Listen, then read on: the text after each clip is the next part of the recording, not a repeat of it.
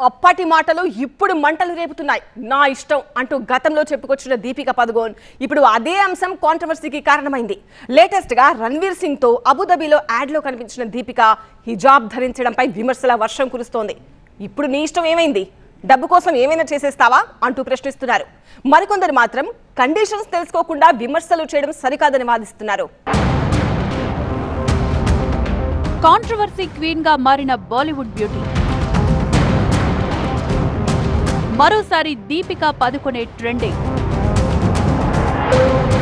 దీపిక ధరించిన హిజాబ్ పై ట్రోలింగ్, డబ్బుల కోసం ఏదైనా చేసేస్తావా అంటూ విమర్శలు.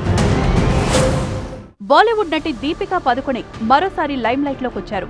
ఇటీవల సినిమాల కంటే వివాదాల ద్వారానే ఎక్కువగా వార్తల్లో నిలుస్తున్నారు ఈ బ్యూటీ.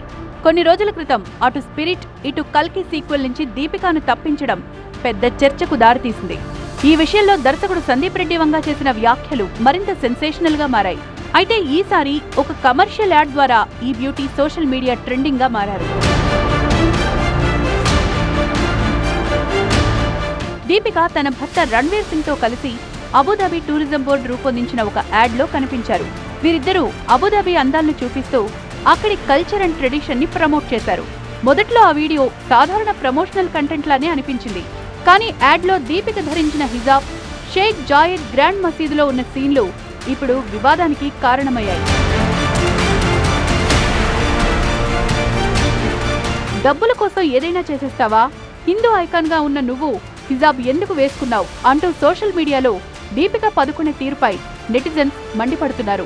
మరికొందరు మాత్రం ఇది కేవలం సాంస్కృతిక గౌరవ సూచకం మాత్రమే అని, రాద్ధాంతం చేయొద్దంటూ ఆమెకు మద్దతిస్తున్నారు.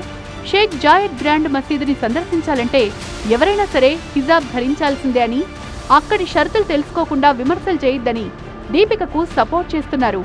ఈ వివాదం జాతీయ స్థాయిలో వైరల్ అవుతుండగా #బాయ్కాట్ దీపిక కూడా ట్రెండ్ అవుతోంది.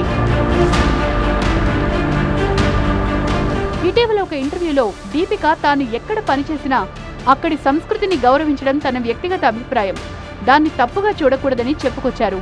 ఇప్పటికే పలు వివాదాలతో 2 భారీ ప్రాజెక్టులు వదులుకున్న దీపిక ఈ యాడ్ వివాదంపై ఎలాంటి క్లారిటీ ఇస్తారో చూడాలి.